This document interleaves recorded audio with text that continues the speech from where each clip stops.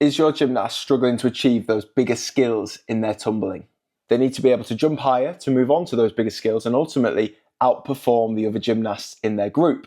Today I'm going to show you how your gymnast can develop explosive power so those legs are more like rockets. For anyone new around here, hi, I'm Joe, I'm a Team GB gymnast and I help parents support their gymnasts with my online content on here and our services and products. I've just released a free 2-week strength and conditioning guide, which is going to help your gymnast for free, improve performance, show you, give you a little bit of a taster of what one of our programs looks like, and you can get it just in return for your email. I'll leave the link down below in the description. You might have heard of them before, but plyometrics are key if you're looking to build explosive power, do bigger, harder skills, and move into those higher groups. Plyometrics are exercises that are going to make your gymnast stronger, faster and more powerful and replicate the movements found in gymnastics in such things as your takeoff, your jumps. Here's some examples of some exercises your gymnast can do outside of the gym to make them faster, stronger and more powerful.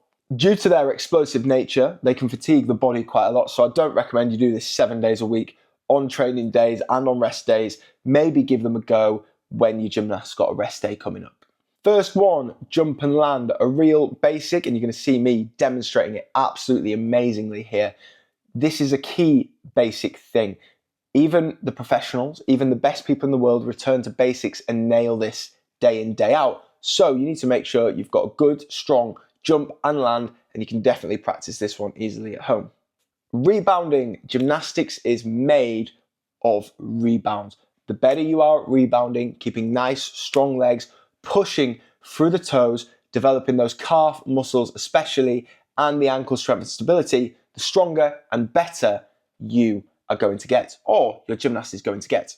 After you've done your rebounds, you want to kind of make them a little bit harder. You're going to have some tuck jumps. Tuck jumps, rebounds, you can do them singular, together, whatever, they're both going to help. But again, this is going to make it a little bit more challenging as obviously you're trying to think about bringing the knees up. We're going to be developing that calf strength, and that's going to be a common theme, especially when we do our explosive movements. But also the hip flexors are getting a bit of extra work because obviously we're thinking about lifting the knees up nice and quick. After you've mastered these, I would then suggest doing some single leg rebounding.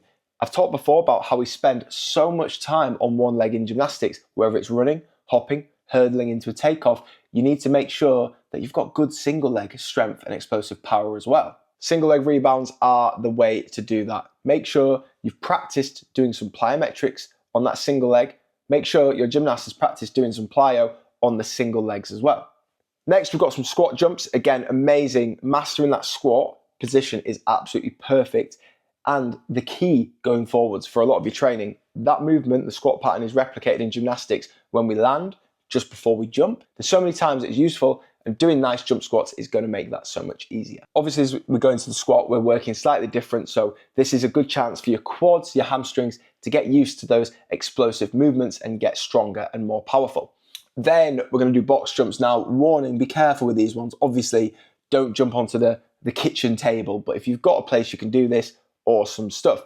This again is going to help develop those quads, hamstrings and glutes with the explosive power, along with the calves. And again, obviously, jumping to a height, trying to make it higher is going to make us more powerful and faster and stronger. The last one, again, we've kind of ramped up the difficulty here, split squat jumps. Now, you have to master the split squats first before you do this, but if you can and you've got good balance, I suggest giving a split squat jump a little go.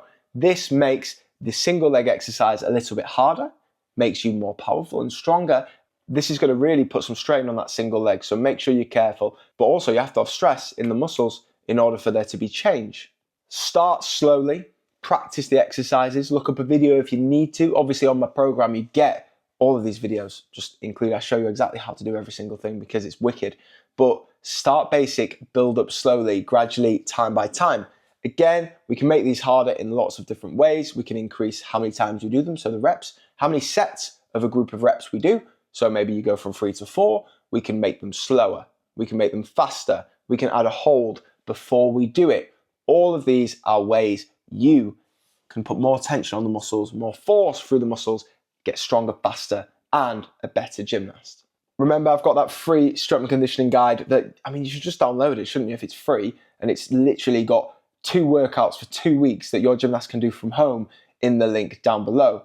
And if you enjoyed this one, don't forget to subscribe, because I'm not telling you what to do, but don't forget to subscribe if you're still watching. And YouTube's going to recommend a video right there that I think you're going to enjoy, because you've enjoyed this one, you found it useful.